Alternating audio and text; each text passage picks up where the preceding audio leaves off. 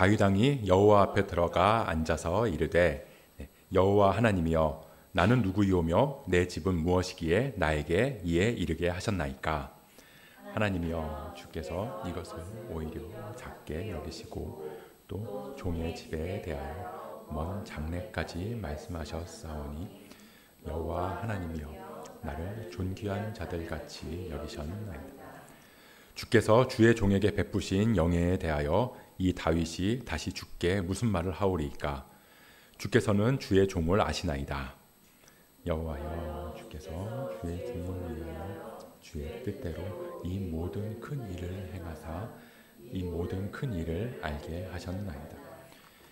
여호와여 우리 귀로 들은 대로는 주와 같은 이가 없고 주 외에는 하나님이 없나이다. 땅의 어느 한 나라가 주의 백성 이스라엘과 같은 이가 하나님이 자기 백성을 구속하시려고 나가사 크고 두려운 일로 말미암아 이름을 얻으시고 애굽에서 구속하신 자기 백성 앞에서 모든 민족을 쫓아내셨사오며 주께서 주의 백성 이스라엘을 영원히 주의 백성으로 삼으셨사오니 여호와여 주께서 그들의 하나님이 되셨나이다.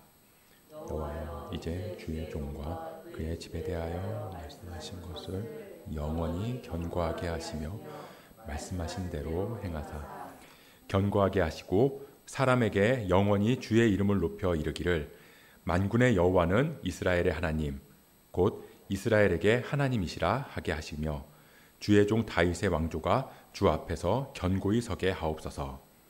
나의 하나님이여 주께서 종을 위하여 왕조를 세우실 것을 이미 듣게 하셨으므로 주의 종이 주 앞에서 이 기도로 간구할 마음이 생겼나이다. 여호와여 오직 주는 하나님이시라. 주께서 이 좋은 것으로 주의 종에게 허락하시고 이제 주께서 종의 왕조에 복을 주사 주 앞에서 기뻐하시나이다. 여호와여 주께서 복을 주셨사오니 이 복을 영원히 누리리이다 하니라. 아멘. 오늘은 추수감사주일입니다. 추수감사주일이니까 이 추수감사주일이 어떤 날인지 잠깐 말씀을 드리고 가는 게 좋을 것 같아요. 이 추수감사주일은 이 한 해의 농사를 마무리하면서 이 풍성한 수확에 감사하고 또 한 해 동안 보호하시고 인도하시는 그 하나님의 은혜를 기억하는 마음을 담아서 예배하는 날입니다. 그래서 이 앞에 보시면 이 과일이랑 쌀 같은 것들을 또 가져오시고 또 장식하시면서 이걸 보면서 또 이 시각적으로 우리가 이 장식들을 보면서 이 우리 삶에서 열매 맺게 하신 하나님의 은혜를 돌아보는 거죠. 그리고 그 은혜를 이웃과 함께 나누고자 하는 의미를 담고 있습니다. 근데 이 추수감사주일은 교회력에 속한 절기는 아니거든요. 그냥 교회 전통으로 지키는 절기예요. 뭐 일부 교회에서는 이제 추수감사주일을 지키지 않는 교회도 있긴 하지만 이 우리나라는 이 기독교가 들어온 초창기부터 이 추수감사주일을 지켰고 세계 대부분의 나라 교회에서도 이 교회력에 따라서 예배가 진행되고 또 오늘같이 교회가 정한 교회 전통에서의 추수감사주일에는 이 감사의 마음으로 한 해를 돌아보면서 예배를 드리고 있습니다. 보통 11월 셋째 주일인데요. 요즘에는 이 농사를 많이 짓지 않기 때문에 이 교회의 형편이나 이 공동체 상황에 따라서 그 시기를 조금 다르게 하기도 하더라고요. 이 얘기가 나온 김에 이제 교회가 지키는 절기, 이 교회력이라고 부르는데 이 교회력이 뭔지에 대해서 잠깐 말씀을 드리면요. 우리가 1년 12달 이 달력, 이 세상력을 기준으로 살아가고 있잖아요. 근데 교회는 세상력이 아니라 교회력을 기준으로 살아간다는 겁니다. 우리 교회도 이 교회력이랑 교회 전통 안에 있는 절기들을 지키는데요. 우리가 예배를 시작하면서 오늘도 제가 오늘은 성령 강림 후 26번째 주일입니다 라고 말씀을 드렸는데 이게 교회력이에요. 이 교회력은 예수 그리스도의 일생을 중심으로 만들어졌거든요. 그래서 교회력에 따라서 교회 모든 성도들이 그리스도를 중심으로 세상을 살아가는 거죠. 예수님께서 태어나신 성탄절 4주 전부터 이 땅에 오신 초림 예수님을 기념하고 다시 오실 재림 예수님을 기대하면서 대림절이라고 하는 기간을 4주간 지키고요. 그리고 대림절, 예수님을 기다리는 그 대림절을 시작으로 해서 예수님께서 이 땅에 오신 성탄절, 처음으로 사람들에게 그 모습을 보이신 주연절, 광야에서 금식, 그리고 고난과 죽음을 묵상하는 사순절, 고난조간을 지나서 십자가에서 죽으시고 부활하신 부활절, 그리고 오순절 마가의 다락방에서 제자들에게 성령을 보내주신 성령 강림절, 그리고 그 사이사이에 교회의 전통으로 맥주감사주일이랑 추수감사주일, 그렇게 하나님께 감사를 표하는 날이 있고 오늘이 그 중에 하나인 추수감사주일입니다. 그래서 바라기는 우리가 오늘 추수감사주일을 통해서 이 한 해를 돌아보면서 이 잊고 있었던 감사를 기억하고 또 우리의 입술과 마음을 열어서 그 감사를 고백할 수 있는 시간 되기를 축복합니다. 그래서 오늘은 이 감사에 대해서 함께 이야기를 나눠보려고 해요. 3가지 주제로 보려고 하는데요. 첫째는 우리는 어떤 때 감사할 수 있는가? 두 번째는 우리의 감사는 어떻게 깊어질 수 있는가?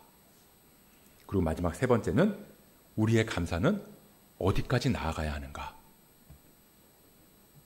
첫 번째는 우리는 어떤 때 감사할 수 있는가? 다들 선물을 받아보신 적 있으실 거예요. 누군가 선물을 주면요, 우리는 그 사람한테 감사의 마음을 느낍니다. 특히 전혀 생각지도 못했는데 선물을 받았다거나 아니면 생각했던 것보다 훨씬 더 크고 좋은 선물을 받으면 그 감사의 마음이 더 커질 수도 있겠죠. 근데 그 사람이 선물을 주는데 나한테 뭔가를 바라면서 선물을 주는 거예요. 예를 들어서 제가 건설 쪽 관련 공무원이라고 해볼게요. 근데 누가 저한테 굉장히 값비싼 물건을 주는 거예요. 그러면서 이번에 무슨 공사가 있는데 저는 좀 잘 봐달라고 막 그래요. 물론 요즘에는 그런 일이 없겠죠. 아무튼 그러면 제가 그 사람한테 그 값비싼 선물을 받았다고 해서 고마운 마음이 들까요? 아무리 값비싼 물건을 준다고 해도 감사하다고는 하지 않을 것 같아요. 왜냐하면 그건 선물이 아니라 뭔가 대가를 바라고 주는 뇌물이니까요. 이번에는 제가 옷이 한 벌 필요해서 제가 그런 마음이 들어가지고 백화점에 갔다고 한번 해볼게요. 매장에 들어가서 이제 옷을 보는데 마음에 드는 옷이 있는 거예요. 그래서 가격표를 이렇게 싹 봤더니 100만 원이래요. 근데 옷이 너무너무 마음에 들어서 제가 사장님한테 100만 원을 줬어요. 그랬더니 매장 사장님이 저한테 그 옷을 주는 겁니다. 그럼 저는 그 옷가게 사장님한테 감사한 마음을 가질까요? 물론 감사하다고 이야기할 수는 있겠죠. 근데 그건 그 옷을 사기까지의 그분이 친절하게 대해준 그 서비스에 대한 감사지, 내가 값을 지불하고 옷을 샀기 때문에 그 옷을 나에게 준 것에 대한 감사는 아닐 거예요.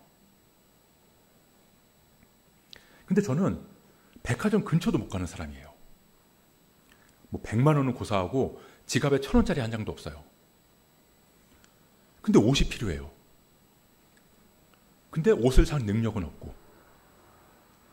그러던 어느 날 이 옷가게를 하는 사장님이 와서 저한테 제 능력으로는 절대 살 수 없는 100만 원짜리 옷을 선물로 주는 겁니다. 제가 지불할 돈이 없다 그러니까 그냥 주는 거래요. 그럼 제가 그 사장님한테 얼마나 감사해야 할까요?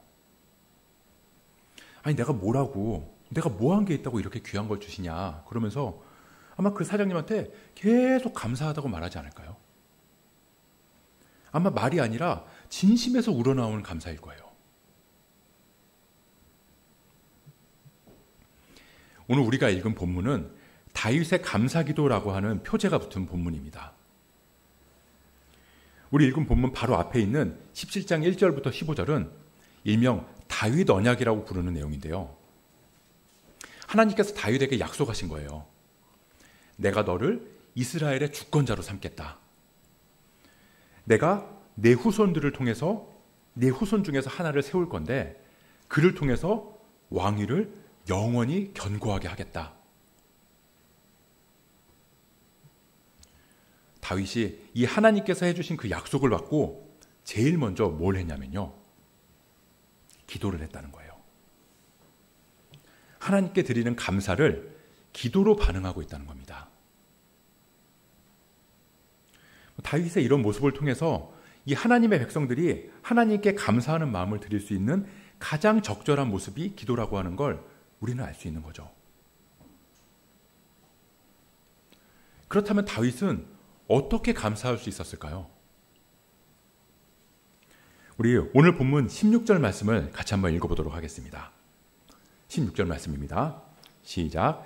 다윗 왕이 여호와 앞에 들어가 앉아서 이르되 여호와 하나님이여 나는 누구이오며 내 집은 무엇이기에 나에게 이에 이르게 하셨나이까.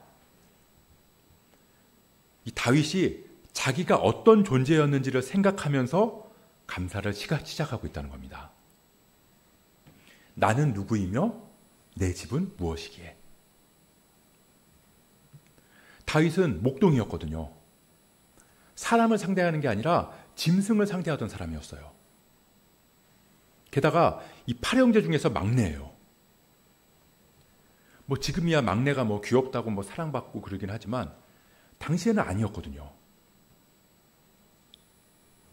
다윗은 자기가 어떤 존재였는지를 알았고 거기서부터 감사가 시작됐다는 겁니다. 한마디로 내가 어떤 상태였는지를 알았기 때문에 감사할 수 있었다는 거예요. 이 옷이 필요하지만 도저히 내 돈 내고 옷을 살 수 없는 상태였던 사람이 옷을 선물 받은 것처럼 이 다윗은 도저히 왕이 될 수 없는 사람이었거든요. 양치는 목동에다가 위로는 형이 7이나 있었으니까요. 만약에 다윗이 능력이 출중해서 자기 힘으로 왕이 됐다면 다윗은 하나님 주신 약속의 말씀 앞에서 결코 감사하지 못했을 거예요. 그렇다면 우리는 어떨까요? 우리는 어떤 때 하나님께 감사할 수 있을까요? 마찬가지겠죠. 우리 역시 내가 원래 어떤 상태였는지를 깨닫게 될 때 하나님께서 주신 은혜와 사랑에 감사할 수 있습니다. 감사는 거기서부터 시작되는 거라고요. 우리는 자기 욕심에 이끌려서 살아가다가 결국에는 심판받는 게 마땅한 사람들이었어요. 근데 어찌어찌 하다가 하나님을 알게 됐어요. 그리고 이제는 그 하나님에 대한 소망을 가지고 이 땅을 살아가는 사람들이 되었습니다. 그게 내가 잘나서 하나님의 나를 만나주신 걸까요? 아니면 내가 내 의지로 하나님을 찾아서 찾은 건가요? 아니잖아요. 우리는 전혀 자격이 없는데 하나님이 이 구원이라고 하는 선물을 그냥 주신 거예요. 우리는 그걸 은혜라고 말하는 겁니다. 그리고 그 은혜는 나의 나된 것을 깨닫는 순간 감사로 고백되기 시작한다는 거예요. 그렇다면 우리의 감사는 어떻게 깊어질 수 있을까요? 이 다윗의 감사가 자기는 목동이었고 보잘것없는 사람이었다는 그런 자기 존재를 깨닫고 나서부터 시작됐다면 그 감사의 내용은 그런 자기를 전혀 갈 수 없는 자리까지 이르게 하셨다는 데 있습니다. 아, 내가 원래 이런 사람이었지. 그걸 깨닫고 감사가 시작됐는데 그 자체가 감사의 내용은 아니잖아요. 나는 누구이며 내 집은 무엇이기에 나에게 이에 이르기까지 하셨나이까. 아, 내가 원래 이런 사람이었지. 그런데 하나님께서 나를 여기까지 이르게 해주셨구나. 원래 목동이었는데 왕의 자리까지 이르게 해주신 게 감사의 내용이라는 겁니다. 그것만으로도 다윗이 감사할 조건은 충분할 거예요. 근데 다윗의 감사가 거기서 그치지 않고 더 깊어질 수 있었던 이유는 그 안에 더 깊고 심오한 하나님의 계획이 담겨 있다는 걸 알았기 때문입니다. 17절 말씀입니다. 제가 읽겠습니다. 하나님이여, 주께서 이것을 오히려 작게 여기시고, 이것을 오히려 작게 여기셨다. 그러니까 여기까지 이끄셔서 왕이 되게 하신 것도 부족하게 여기셔서 또 종의 집에 대하여 먼 장래까지 말씀하셨사오니 여호와 하나님이여, 나를 존귀한 자들과 같이 여기셨나이다. 그러니까 자신을 이스라엘의 왕이 되게 해주신 것도 부족해서 먼 장래일까지 알게 해주셨다는 겁니다. 그리고 19절에도 여호와여, 주께서 주의 종을 위하여 주의 뜻대로 이 모든 큰 일을 행하사 이 모든 큰 일을 알게 하셨나이다. 이 다윗은 지금 하나님의 뜻이 단지 자신의 왕조를 길게 이어주게 해주시는 거에만 있는 게 아니라는 걸 안 거예요. 그걸 넘어서는 무언가가 있다는 걸 안 거죠. 그 이상의 하나님의 뜻과 계획을 깨달은 겁니다. 이 자신의 집안을 앞으로 하나님께서 하실 일에 쓰임받는 도구로 사용하실 거라는 걸 알게 되니까 그 감사가 더 깊어질 수 있었던 거예요. 우리가 가끔씩 선교사로 소명을 받아서 나가시는 분들의 이야기를 들을 때가 있잖아요. 새롭게 하소서 같은 그런 프로그램에 막 선교사님들이 출연하기도 하고, 교회에서 파송받는 선교사님들이 막 간증을 하시기도 하는데, 이 모르는 분들은 그분들을 굉장히 안타깝게 보거든요. 자기 삶을 다 포기하고 그냥 희생과 헌신만 해야 되는 것 같이 생각을 하는데, 물론 이제 그분들이 헌신하고 자기를 희생할 수밖에 없는 건 맞는 것 같아요. 근데 정작 그 선교사님들이 하시는 이야기를 들어보면 그런 걱정이나 두려움보다는 이 하나님의 일에 쓰임받을 수 있어서 너무 감사하다고 다 그런 고백을 하시더라고요. 그러니까 희생과 헌신 너머에 그 안에 담긴 이 하나님의 뜻과 계획을 깨닫게 되면 하나님의 일에 쓰임받는다는 게 얼마나 영광스러운 일인지를 알고 감사할 수 있게 되는 거죠. 다윗은 이 하나님께서 영원한 왕조를 약속하신 그 언약이 이 아브라함의 언약에서부터 이어지는 언약이라는 걸 알았던 것 같아요. 이 다윗에게 이 영원한 왕조의 언약을 주셨는데 하나님께서는 이미 아브라함한테도 영원한 언약을 주시겠다고 말씀하셨거든요. 아브라함한테 하신 그 영원한 언약이 자신에게 주신 영원한 왕국이랑 자연스럽게 연결된다는 걸 다윗은 깨달았던 겁니다. 다윗의 후손이 영원한 나라를 세울 거라는 약속은 이 아브라함을 모든 민족의 조상으로 세울 거라는 약속의 연장선상에 있고, 이 아브라함을 통해서 모든 민족이 와서 복을 받는다는 말씀은 다윗의 후손으로 세워질 나라를 통해서 모든 백성이 하나님께로 돌아와서 구원받게 하시겠다는 말씀인 거죠. 이 단순히 자기 집안이 잘 되는 좋은 일이 아니라 모든 인류를 위한 좋은 일이 자신과 자신의 후손을 통해서 일어날 거라는 걸 깨달으니까 다윗의 감사가 더 깊어질 수밖에 없었던 겁니다.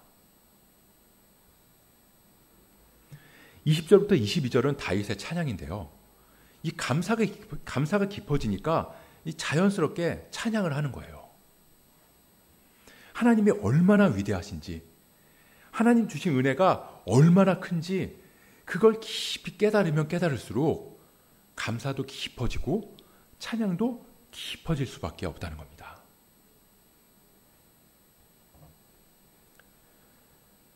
마지막으로, 그렇다면 우리의 감사는 어디까지 나아가야 하는가? 우리는 보통 기도를 언제까지 하나요?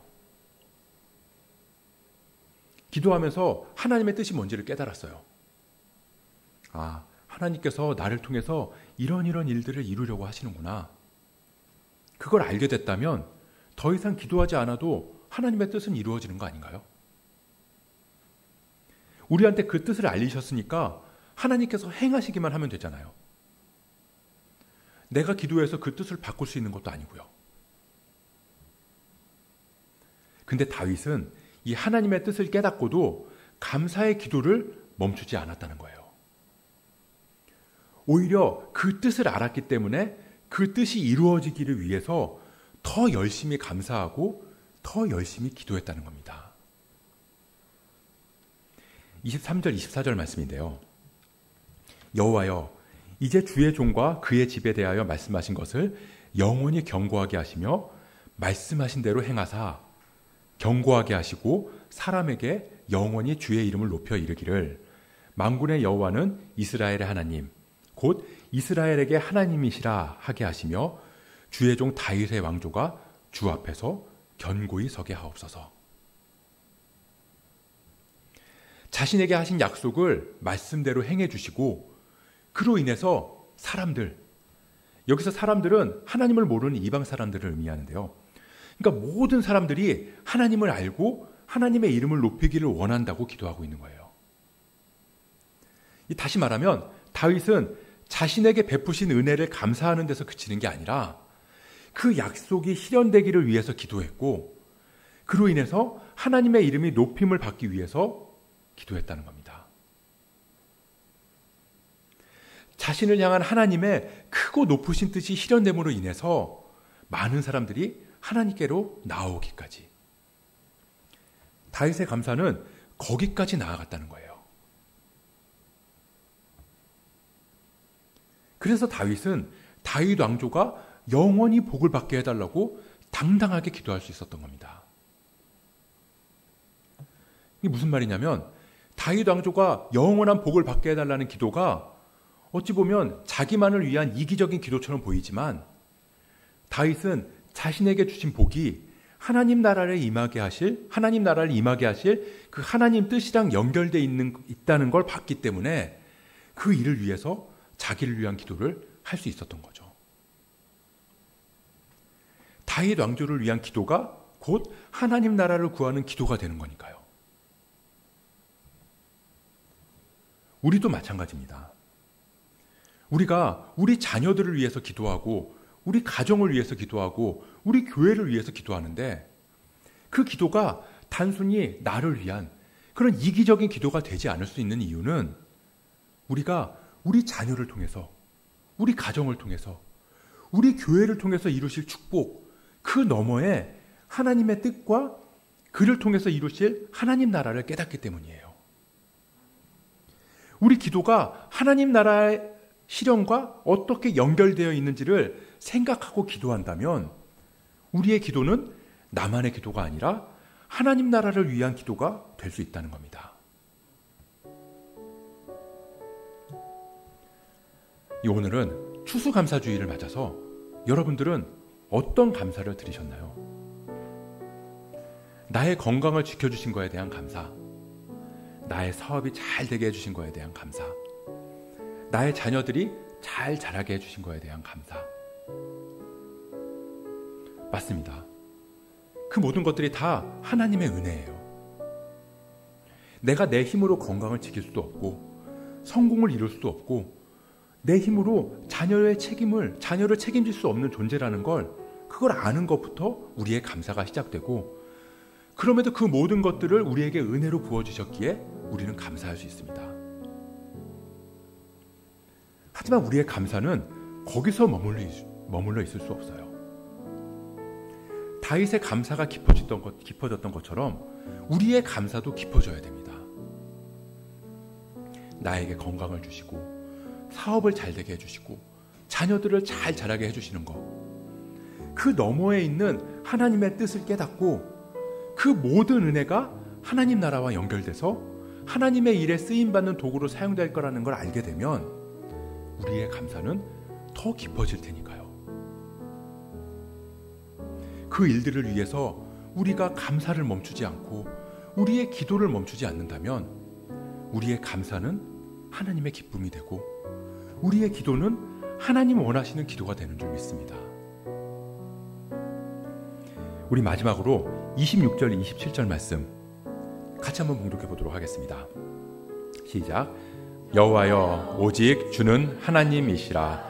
주께서 이 좋은 것으로 주의 종에게 허락하시고 이제 주께서 종의 왕조에 복을 주사 주 앞에 영원히 두시기를 기뻐하시나이다. 여호와여 주께서 복을 주셨사오니 이 복을 영원히 누리리이다 하니라. 아멘. 이 다윗의 감사가 우리의 감사가 되기를 소원합니다. 지금까지 우리에게 베풀어 주신 은혜를 되돌아보면서 하나님께 감사하고 그런 우리의 감사를 통해서 우리 삶의 자리에 하나님의 이름이 높임을 받고 그 하나님 나라가 온전히 임할 수 있기를 주님의 이름으로 간절히 축복합니다.